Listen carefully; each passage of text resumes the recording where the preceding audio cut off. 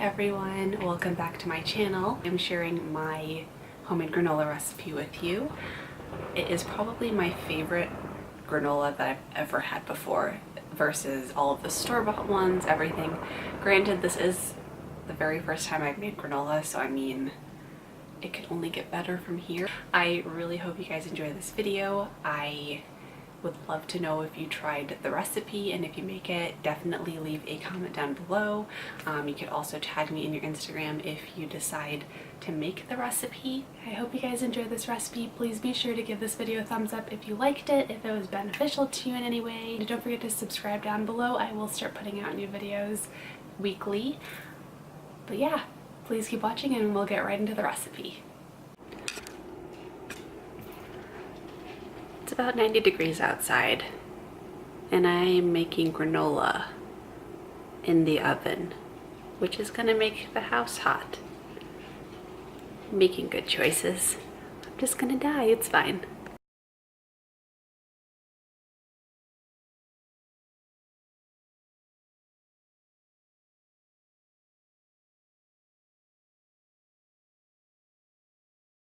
Alright guys, so first things first, you want to make sure that you preheat your oven to 350 degrees Fahrenheit. And then I used a medium-sized saucepan and I am adding the almond butter, maple syrup, coconut oil, and your vanilla extract. And on at least medium heat, you want to stir the ingredients together until they are well combined, and once the ingredients have reached about a simmering point, that's when you want to turn off the stove and move the pot onto a cool area just for the meantime.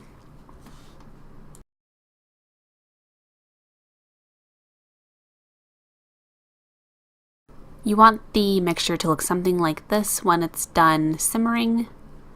It'll be all combined.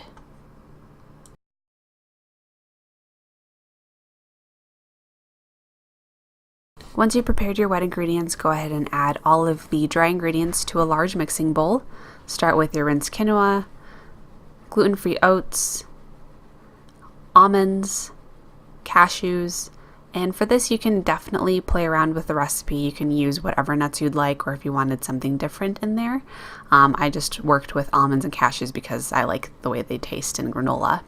And then you want to go ahead and add your unsweetened coconut shreds, cinnamon, which I obviously don't like to use a measuring spoon for it, just because I like to eyeball how much I want to put in the granola, and a pinch of salt.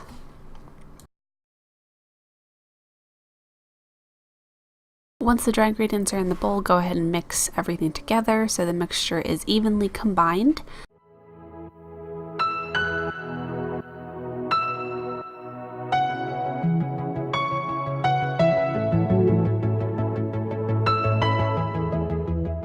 And now you want to go ahead and add all of the wet ingredients to the dry mixture and stir until everything is evenly combined.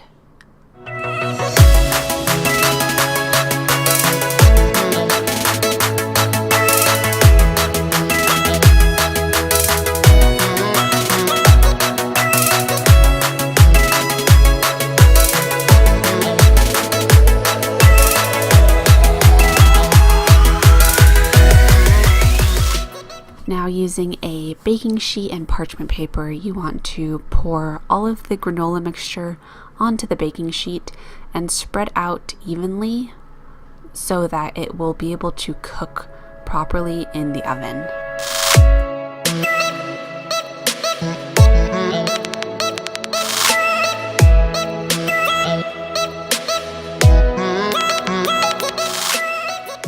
Now get ready for the best part, preparing for your house to smell amazing.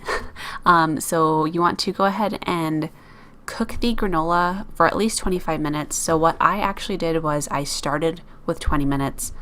Once that was done, I took the pan out and I stirred the granola just to even it out, just because if you can notice, once it's finished cooking, the edges do brown a little bit more than the center does. So you just want to make sure that you do mix it halfway through the baking process just so that everything evenly cooks. Once your granola is done baking, you want to take it out of the oven and make sure that it's completely cool.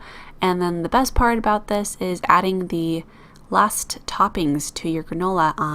I used dried blueberries. You can definitely use cranberries or whatever your heart contents. I personally love the taste of blueberries in granola, and I added a lot just because in most store-bought granola you only get a little bit of those little extra ingredients that you wish that you had more of. So the great thing about baking your own granola is that you can put as little or as much ingredients as you want in it and just kind of play around with it. And I hope you guys enjoyed this recipe. Thank you so much for watching.